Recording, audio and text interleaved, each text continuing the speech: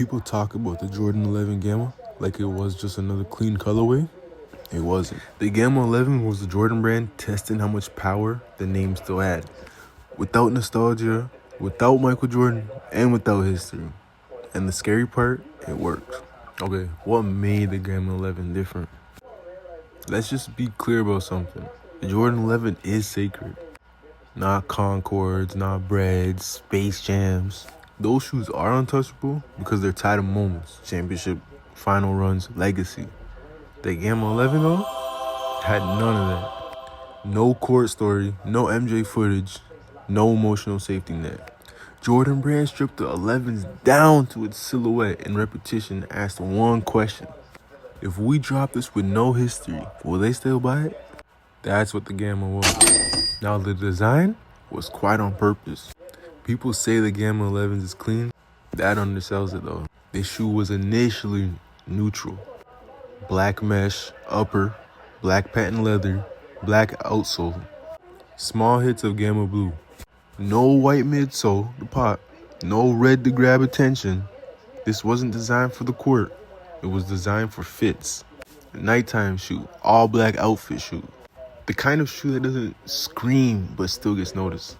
The Jordan brand wasn't chasing basketball players with this one. They were chasing culture. Now the timing was not an accident. December 2013, holiday season, high emotion, high spending, maximum visibility. This was when like people lined up anyway. Parents buy Jordans even if they don't know the difference. Resales heats up instantly. The Gammas didn't just drop, they were positioned. The Jordan brand knew exactly what they were doing with this. Drop a clean wearable 11 when everyone already feels pressure to buy something. That's not luck, that's strategy. Now why people really wanted them? Let's be honest. People didn't want the Gamma 11s because of craftsmanship. They wanted it because it was 11, new, clean, and because they're hard to get. That's the formula. The Gammas wasn't loud enough to feel risky and wasn't common enough to feel basic. It sat like right in the middle, and that's the sweet spot. Owning them said, I know what's going on, not I'm chasing hype. Now the money part, no one likes to admit. Retail was around 185 USD at the time. Almost immediately, resale went up. Not because the shoe changed, not because the materials were improved, but because access did. The moment stores sold out, the value wasn't about leather or stitching anymore. It was about who got them, who didn't, who had to pay extra. That's when the shoe stops being footwear and becomes a marker.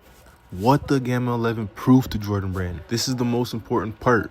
The Gamma 11 proved that Jordan Brand no longer needs Michael Jordan on the court. They can sell a silhouette, a color, a feeling. The Gamma 11 was proof that the logo alone could carry demand. After that, Jordan releases changed. More lifestyle colorways, more fashion first drops, more trust that people will buy just because it's a Jordan.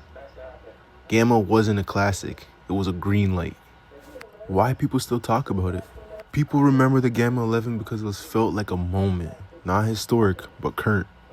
It was the shoe you wore out, the shoe you kept clean, the shoe people noticed after you walked past.